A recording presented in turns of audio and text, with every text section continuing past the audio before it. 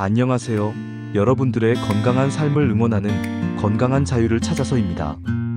오늘은 60대 이후 수면 건강에 대해 이야기해 보려고 합니다. 요즘 밤에 잠이 잘 안 오시거나 자주 깨서 힘드신 분들이 많으실 텐데요. 나이가 들면 원래 잠이 안 온다고 체념하고 계시진 않나요? 하지만 건강한 수면은 나이와 상관없이 우리 모두에게 꼭 필요한 것입니다. 오늘 영상 끝까지 보시면 여러분도 분명 더 편안하고 깊은 잠을 잘 수 있는 방법을 찾으실 수 있을 거예요. 먼저 60대 이후에 우리 몸의 수면 패턴이 어떻게 변하는지 알아볼까요? 나이가 들면서 자연스럽게 찾아오는 변화들이 있습니다. 잠자리에 드는 시간이 점점 빨라지고 예전처럼 깊이 잠들기보다는 얕은 잠을 더 많이 자게 됩니다. 그리고 밤중에 화장실을 가거나 작은 소리에도 쉽게 깨는 일이 많아지죠. 이런 변화는 우리 뇌의 수면 중추와 호르몬 분비의 변화 때문입니다. 수면을 유도하는 멜라토닌 호르몬의 분비량이 줄어들고 깊은 잠을 담당하는 뇌파의 활동도 약해집니다. 하지만 이것이 불면증을 당연하게 받아들여야 한다는 의미는 아닙니다. 올바른 관리를 통해 충분히 개선할 수 있어요. 그럼 본격적으로 숙면을 위한 방법들을 알아보겠습니다. 첫 번째는 수면 환경을 최적화하는 것입니다. 첫 번째는 어둡게, 조용하게, 서늘하게 이 세 가지가 핵심입니다. 먼저 어둡게입니다. 빛은 우리 뇌에 아직 낮이다라는 신호를 보내서 멜라토닌 분비를 억제합니다. 가로등이나 전자기기의 불빛이 침실로 들어오지 않도록 암막 커튼을 설치하거나 안대를 사용해보세요. 두 번째는 조용하게입니다. 나이가 들수록 작은 소리에도 민감해집니다. 시계 소리, 냉장고 소리, 심지어 옆 사람의 숨소리까지도 수면을 방해할 수 있어요. 귀마개를 사용하거나 백색 소음기를 활용하는 것도 좋은 방법입니다. 마지막으로 서늘하게입니다. 이상적인 침실 온도는 18도에서 20도 정도입니다. 너무 덥거나 추우면 우리 몸이 체온 조절에 에너지를 쓰느라 깊은 잠에 빠지기 어려워집니다. 그리고 침구도 중요합니다. 몸을 잘 지지해주는 매트리스와 목의 자연스러운 곡선을 유지해주는 베개를 선택하세요. 너무 푹신하거나 딱딱한 것은 오히려 목과 허리에 부담을 줄 수 있습니다. 두 번째로 중요한 것은 규칙적인 생활 패턴을 만드는 것입니다. 우리 몸에는 생체 시계라는 것이 있습니다. 이 시계가 정확하게 작동해야 밤에는 자연스럽게 졸음이 오고 아침에는 개운하게 일어날 수 있어요. 매일 같은 시간에 잠들고 일어나는 것이 가장 중요합니다. 주말에는 늦게 자도 되지 않을까? 라고 생각하시는 분들이 많은데 이는 생체 시계를 혼란스럽게 만듭니다. 주말에도 평소와 같은 시간에 잠들고 일어나는 습관을 들이세요. 낮잠에 대해서도 말씀드리겠습니다. 낮잠 자체는 나쁘지 않지만 시간과 방법이 중요합니다. 20분에서 30분 이내로 짧게 자고 오후 3시 이후에는 피하는 것이 좋습니다. 너무 길게 자거나 늦은 시간에 자면 밤잠에 영향을 줄 수 있어요.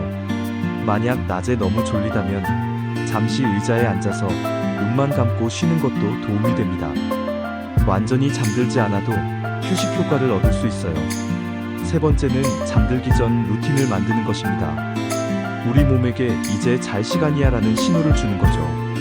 가장 중요한 것은 전자기기를 멀리하는 것입니다.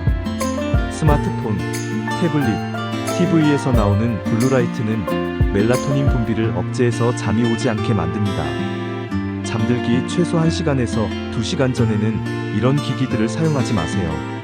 그럼 잠들기 전에 뭘 하면 좋을까요? 따뜻한 물로 샤워하거나 반신욕을 하는 것이 좋습니다. 체온이 올라갔다가 내려가면서 자연스럽게 졸음이 찾아옵니다. 가벼운 독서도 좋은 방법입니다.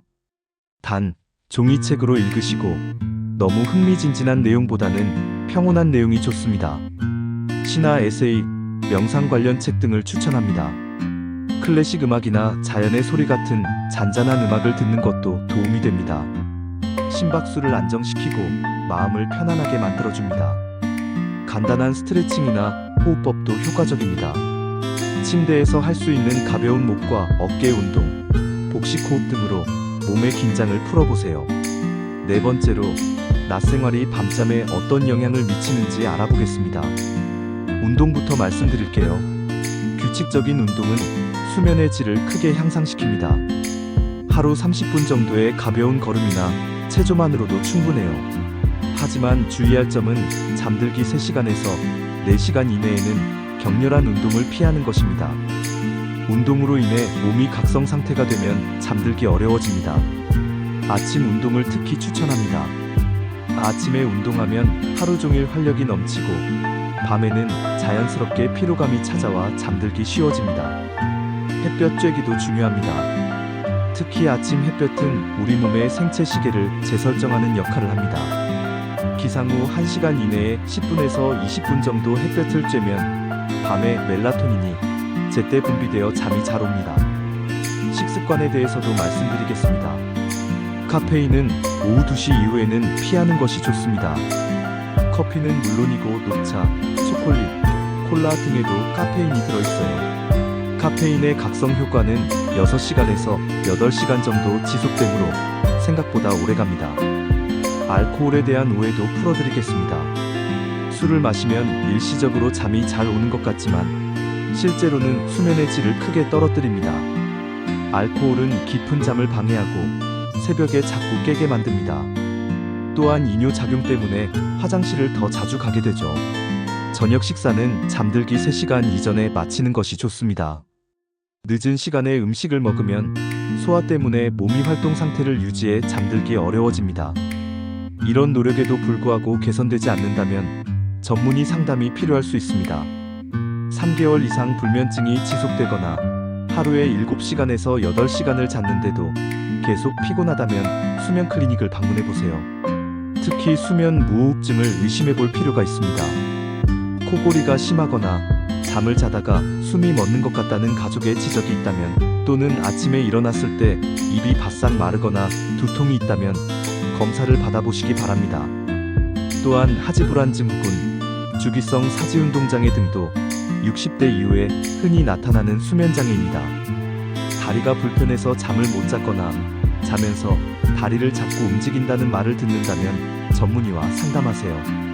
정리하면서 마무리하겠습니다. 60대 이후의 수면 변화는 자연스러운 현상이지만 포기할 필요는 없습니다. 수면 환경을 어둡고 조용하고 서늘하게 만들고 편안한 침구를 사용하세요. 매일 같은 시간에 잠들고 일어나는 규칙적인 생활 패턴을 유지하시고 낮잠은 20분에서 30분 이내로 짧게 자세요. 잠들기 전에는 전자기기를 멀리하고 따뜻한 샤워, 가벼운 독서, 잔잔한 음악 감상 등으로 몸과 마음을 이완시키세요. 낮에는 규칙적으로 운동하고 아침 햇볕을 쬐며 카페인과 알코올 섭취는 자제하시기 바랍니다. 무엇보다 중요한 것은 인내심입니다. 이런 변화들이 효과를 보려면 최소 2에서 3주는 꾸준히 실천해야 합니다. 하루 이틀 해보고 포기하지 마시고 차근차근 습관을 만들어 가시기 바랍니다. 숙면은 단순한 휴식이 아니라 건강하고 활기찬 노년 생활의 가장 중요한 기반입니다. 여러분 모두 편안하고 깊은 잠을 주무시길 바랍니다. 오늘 영상이 도움이 되셨다면 좋아요와 구독 버튼을 눌러주시고 댓글로 여러분의 수면 관리 팁도 공유해주세요. 다음에도 더 유용한 건강 정보로 찾아뵙겠습니다. 감사합니다.